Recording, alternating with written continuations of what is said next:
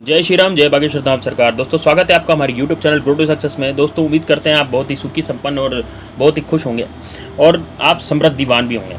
दोस्तों आज का जो वीडियो होने जा रहा है वो बहुत ही ज़बरदस्त वीडियो होने जा रहा है दोस्तों। और इस वीडियो के माध्यम से मैं आज आपको बताने जा रहा हूँ कि आपके जीवन में जो भी उथल पुथल मच रही है, जो भी परेशानियाँ आपके जीवन में चल रही है, उन परेशानियों का नाश कैसे होगा।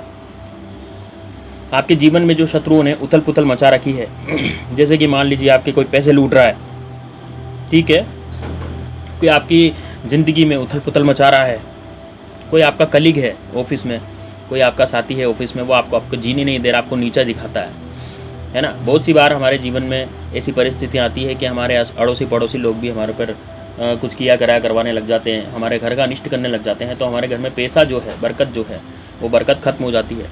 पैसा आता तो है लेकिन टिकता नहीं है, या पैसा आता ही नहीं है, या पैसा आना ही बंद हो जाता है। तो कई तरीके के उपाय और टोने टोटके किए जाते हैं उन दुश्मनों के द्वारा। तो दोस्तों आज इन दुश्मनों के खात्मे के लिए वही उपाय आज मैं आपको बताने जा रहा हूँ। तो वो बिल्कुल ध्यान से आप समझिएगा उस उपाय को। दोस्तों सोमवार का दिन जो होता है वो बहुत ही भगवान शिव को समर्पित होता है।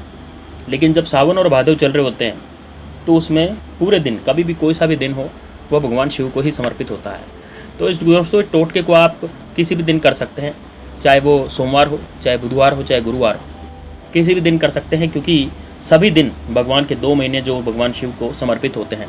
और भगवान शिव इन 2 महीनों को बहुत ज़्यादा प्रायोरिटी देते हैं। यानी इसमें भगवान शिव का, यानी चौमासे में, यानी जो चतुर्मास होता है, उसमें भगवान शिव का बहुत ज़्यादा विशेष महत्व इसलिए बताया गया है क्योंकि भगवान विष्णु शयन करने चले जाते हैं।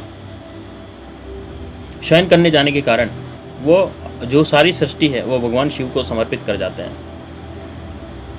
तो दोस्तों आपको अनन्य फल की प्राप्ति होगी निश्चित रूप से। आपको जो कार्य है, जो उपाय है, वो बताने जा रहा हूँ कि आपको क्या करना है उसको। दोस्तों सबसे पहले तो आपको ओम नमः शिवाय का जाप करना है।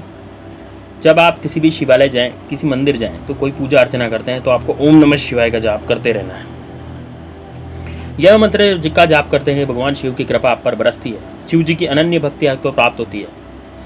अब जो मैं उपाय बताने जा रहा हूँ वह बहुत ही ज़बरदस्त है। आप कभी भी कर सकते हैं। आप सुबह कर सकते हैं 12 बजे से पहले, 12 बजे कर सकते हैं, दोपहर में कर सकते हैं, या संध्या समय में कर सकते हैं, 4 बजे कर सकते हैं। पूरे दिन में कभी भी कर सकते हैं, बस रात्रि में इस उपाय को नहीं करना। तो आपको करना क्या है, यदि आप इस उपाय को शिवालय में जाकर करते हैं तो बहुत ही बेस्ट रहेगा। सारे दुश्मन आपके खत्म हो जाएंगे। और जो लोग शिवालय में जाकर नहीं कर सकते, वो अपने घर में भी इसके अंदर छोटा सा शिवलिंग रख करके इस उपाय को कर सकते हैं। दोस्तों बहुत ही बढ़िया रिजल्ट इसका देखने के लिए मिलता है। आपकी जितनी भी शारीरिक तकलीफ़ें हैं, बीमारियां हैं, किसी ने कुछ किया कराया करवा दिया, आपके ऊपर कुछ जादू टोना करवा दिया, तो वो सारा जादू टोना वगैरह सब कुछ खत्म हो जाएगा। और माता लक्ष्मी की आप पर कृपा बरसेगी, आपका नाम रोशन होगा और आपका सौंदर्य भी इससे बढ़ता है। बहुत ही ज़बरदस्त ये जो है उपाय है दोस्तों।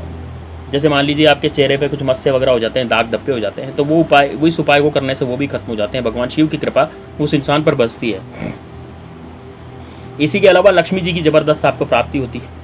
लक्ष्मी जी आप पर बहुत ज़्यादा मेहरबान हो जाती है इस उपाय को करने के बाद। और साथ ही में आपके जो दुश्मन है वो सारे दुश्मन भी आपके खत्म हो जाते हैं इस तरह के उपाय को करने के बाद। तो आपको करना क्या है, आपको एक थाली में तांबे के लोटे का स्वच्छ जल ले लेना है। यानी साफ तांबे का लोटा लेना है और उसमें जल लेना है, और उसमें आप गंगा जल भी डाल सकते हैं या दूसरा कोई और जल भी डाल सकते हैं, लेकिन साफ़ सुथरा जल होना चाहिए। इसी के साथ आपको किसी दूसरे पात्र में आपको कच्चा दूध लेना है, और कच्चे दूध में आपको काले तिल या मिश्री इस प्रकार रखनी है।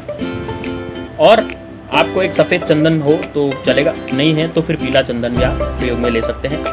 उसी में देसी घी का दीपक लेना, अगरबत्ती, पुष्प वगैरह सब कुछ लेने हैं आपको। और 7 काली मिर्च आपको लेनी है। दोस्तों कितनी? 7 काली मिर्च आपको गिन करके लेनी है। और आपके पास सीधी काले कलर का कपड़ा है तो आप काले कलर के कपड़े में इसकी पोटली बांध लें 7 काली मिर्च की। और ब्लैक कलर का कपड़ा नहीं हो तो 7 काली मिर्च आपको ले लेनी है। अब आप शिवालय में भी इस उपाय को कर सकते हैं। मैं फिर से रिपीट कर दूं दोस्तों, आप घर में भी कर सकते हैं इसको, घर के बाहर भी कर सकते हैं। मतलब ज़रूरी नहीं कि आपको शिवालय जाने की ज़रूरत हो, घर में भी इस उपाय को आराम से किया जा सकता है। अब आप क्या करना है, सबसे पहले आप दिया लगाएं, अगरबत्ती जलाएं और शिव जी के सामने हाथ जोड़ें। आपकी जो भी मनोकामना है वो आपको बोलनी है। उसके बाद आपको दूध उठा करके धीरे धीरे शिवलिंग पर दूध चढ़ाना है। दूध चढ़ाने के साथ आपको शिवलिंग के ऊपर जैसे जैसे आप दूध चढ़ाएंगे वैसे वैसे आप ओम नमः शिवाय बोलते चले जाएंगे। उसके बाद आपको जल भी इसी तरीके से चढ़ाना है। आप जल चढ़ा दें भोलेनाथ पर। जल अर्पित करने के बाद आपको चंदन अर्पित करें, चंदन का तिलक लगा दें। चंदन अर्पित करने के बाद आपको पुष्प वगैरह, अक्षत वगैरह ये सब आपको चढ़ाना है। अब आपने जो 7 काली मिर्च यदि आपने पोटली बनाई है तो आप उसे उठाएं और 14 बार गिन के, दोस्तों 14 बार, ये कम ज़्यादा नहीं होना चाहिए, बिल्कुल फिक्स 14 बार आपको ओम नमः शिवाय बोलना है। उस पोटली को आपको शिवलिंग के ऊपर रख देना है। जो आपने काली मिर्च की पोटली बनाई थी, पोटली को आपको शिवलिंग पर रख देना है और 14 बार आपको ओम नमः शिवाय बोलना है। आप पोटली बना करके नहीं ले जा रहे तो आप 7 काली मिर्च डायरेक्ट ऐसे भी रख सकते हैं। एक एक काली मिर्च को उठाएं और 2 बार ओम नमः शिवाय बोलें और काली मिर्च को शिवलिंग पर रख दें। इस तरह से आप 14 बार नाम जप कर लेंगे और 7 काली मिर्ची है, आपके 7 काली मिर्च के दाने पूरे हो जाएंगे। काली मिर्च आपको 7 ही लेनी है दोस्तों। अब आप शिवलिंग के ऊपर आप चढ़ा दें। शिवलिंग ओम नमः शिवाय 14 बार बोलकर आप देखेंगे दोस्तों, आपकी जो शारीरिक बीमारी है, शारीरिक तकलीफें हैं, या फिर आप पर किसी ने कुछ किया कराया, किसी तांत्रिक ने करवा दिया या किसी ने दूसरे ने भी कुछ किया कराया करवा दिया है, तो वो किया कराया भी आपका वहाँ पर ख़त्म हो जाएगा। उस किया किराए से भी किसी आप पर कोई फ़र्क नहीं पड़ेगा। आपकी कोई बीमारी है, आपकी कोई निगेटिविटी है, या किसी दुश्मन ने आप पर कुछ करवा दिया था, वो सारा आपका यहाँ पर ख़त्म हो जाएगा। कुछ भी 1% भी आपका उसमें कुछ भी नहीं रहेगा। और आपकी जो भी नेगेटिविटी है वो भी दूर हो जाएगी। आपके पास धन नहीं आ रहा था तो धन आना भी शुरू हो जाएगा। आपका बिजनेस नहीं चल रहा था तो व्यापार भी आपका चलना शुरू हो जाएगा। आपकी नौकरी में यदि परेशानियाँ थी तो नौकरी भी आपकी लग जाएगी। अब आपको क्या करना है, एक और उपाय आपको बताने जा रहा हूँ। काली मिर्च दूसरे तीसरे दिन आप लेकर के जाएं, मतलब दूसरे दिन तीसरे दिन आप लेकर के जाएं, पीपल के नीचे रख दें। जैसे मान लीजिए आपने जो काली मिर्च भगवान शिव को समर्पित की थी, वो काली मिर्च की जो पोटली है 2-3 दिन हो गए, 2-3 दिन बाद उस पोटली को लेकर के जाएं और आपको पीपल के पेड़ के नीचे रख दें। या फिर उन काली मिर्च को आपको घर के उत्तर दिशा में भी रख सकते हैं। किस तरह से रखेंगे, घर की उत्तर दिशा में यदि आप गड्ढा खोद सकते हैं, थोड़ा सा गड्ढा, तो उस पोटली को वहीं पे गड्ढा करके काट दें। दोस्तों इस पोटली को जब आप गाड़ें तो घर के आसपास जब पूजा पाठ की चीज़ें गमले में या कहीं भी अंदर आप गाड़ते हैं तो उसके आसपास आपको गंदगी नहीं करनी है। बिल्कुल साफ़ सफाई का आपको ध्यान रखना है, ये बात आपको ध्यान रखनी है। गंदगी बिल्कुल भी नहीं करनी, क्योंकि जहाँ पर भी आप ये पूजा पाठ की सामग्री गाड़ते हैं वहाँ पर गंदगी नहीं होनी चाहिए, इसलिए वहाँ आपको गंदगी नहीं करनी है। आपको वहाँ पर साफ़ सफाई रखनी है, कोई भी गंदगी वहाँ पर नहीं करनी। पूजा पाठ का सामान आपने जो अभिमंत्रित करा था घर के आसपास कहीं भी गड़ा हुआ है तो उसके आसपास आपको गंदगी बिल्कुल भी नहीं करनी। इस चीज़ का आपको बिल्कुल ध्यान रखना है, वरना इसका विपरीत असर होना शुरू हो जाता है, उसका बुरा प्रभाव पड़ना आपके ऊपर शुरू हो जाएगा। इस उपाय को आप घर में भी कर सकते हैं, शिवालय में जाकर भी कर सकते हैं, क्योंकि शिवालय में इसके लिए, क्योंकि ये दोस्तों क्या होता है कि शिवालय में जाकर के आप इसको कर तो सकते हैं, लेकिन शिवालय में हो सकता है कि आपको कोई ऐसी जगह नहीं मिले जहाँ पे आप ये पोटली वर्गा गाड़ सकें, है ना। वो तो मंदिर है ना, मंदिर में ज़रूरी थोड़ी हम वो पोटली वहाँ पे गाड़ें और वो सुरक्षित रहे। इसलिए आप घर पे भी कर सकते हैं, शिवालय पे भी कर सकते हैं।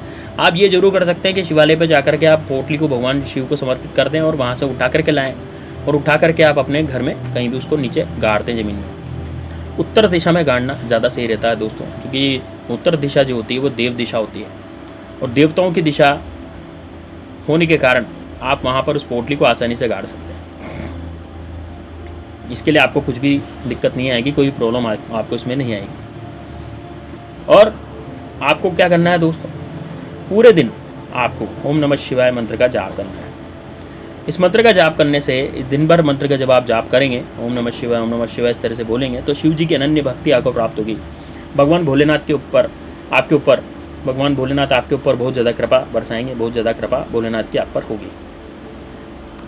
दोस्तों यदि उपाय आपको अच्छा लगा तो वीडियो को लाइक ज़रूर करें, क्योंकि आपके लाइक से आप पर बागेश्वर धाम सरकार बालाजी और महादेव बाबा की कृपा होती है। भोले बाबा का ही वीडियो है, इस कारण से इस वीडियो को लाइक ज़रूर करें, शेयर ज़रूर अपने दोस्तों के साथ, और साथ ही में अपने दोस्तों के साथ शेयर करने के बाद इस वीडियो को लाइक करके इसमें कमेंट बॉक्स में जय श्री राम, जय बागेश्वर धाम सरकार जरूर लिखें, ताकि आप पर बागेश्वर धाम सरकार बालाजी की कृपा निश्चित रूप से बनी रहे।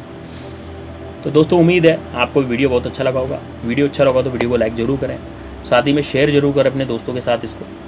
और दोस्तों एक बात का ध्यान इसमें विशेष रखना है आपको ये जो आप उपाय कर रहे हैं, इस उपाय को करते समय आपको कोई रोके टोके नहीं, कोई आपको कुछ पूछे नहीं। यदि मान लीजिए कोई पूछ भी लेता है तो उसको आपको कुछ बताना नहीं है, किसी तरह का भेद आपको नहीं देना है। यदि आपने भेद दे दिया तो फिर आपका कार्य अटक जाएंगे, आपके कार्य नहीं होंगे। तो इसलिए इस बात का बिल्कुल ध्यान रखना है कि आपको इस तरह का कोई भी भेद आपको नहीं देना है।